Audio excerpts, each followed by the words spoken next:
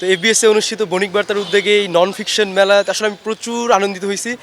বিশেষ করে নন ফিকশনের উপরে এরকম মেলাটা আসলে খুব বেশি দেখা যায় না। ফিকশনের উপরে অনেক বই থাকে, বাট আমাদের শিক্ষার্থীরা চিন্তা জগতে এত মানে প্রসার লাভ করার জন্য নন ফিকশনটা পড়া জরুরি, আমাদের যে প্রবন্ধ পড়তে হবে এই ব্যাপারটা আসলে খুবই কম। সো সেই জায়গা থেকে আমি খুবই আনন্দিত এবং খুবই উৎফুল্ল, এবং আশা করি সবাই আসবেন, সবাই ঘুরবেন এবং সবাই দেখবেন। তো আজকে নন ফিকশন নবম নন ফিকশন বইমেলা বণিক বার্তার উদ্যোগে যেটা শুরু হয়েছে, এটা একটা প্রশংসনীয় উদ্যোগ আর কি বলতে পারি। কারণ আমরা প্রতি বছরই একটা অপেক্ষায় থাকি যে বণিক বার্তার মেলাটা কখন হবে, একদমই সিরিয়াস কথা।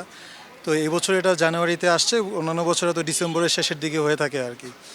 তো এই প্রতি বছরের মতো এবারও তাদেরকে আমরা কি বলে যে সাধুবাদ জানাই, কারণ তাদের অত্যন্ত সুন্দরভাবে এই মেলাটার আয়োজন করে থাকে। এবছরও আমরা মোটামুটি ভাবছি যে ভালোই হবে, তার কারণ প্রথম দিনই আমরা একটা ভালো লক্ষণ দেখতে পাচ্ছি। আরও যেহেতু মেলা 2 দিন বাকি আছে, আশা করছি যে আমাদের যে প্রত্যাশার চেয়েও বেশি হবে আর কি। আসলে নন ফিকশন বইগুলো হলো কি আমাদের অনেক কম পড়া হয়, এবং এই বিষয়ে কোনো মেলা বা অন্য কোনো জায়গায় কোনো মেলা আয়োজন হয় না। এই এই ক্ষেত্রে বণিক বার্তা এই ভিন্ন ধর্মী একটা আয়োজন করে থাকে। এই জন্য অসংখ্য ধন্যবাদ বণিক বার্তাকে এত সুন্দর একটা আয়োজন করার জন্য।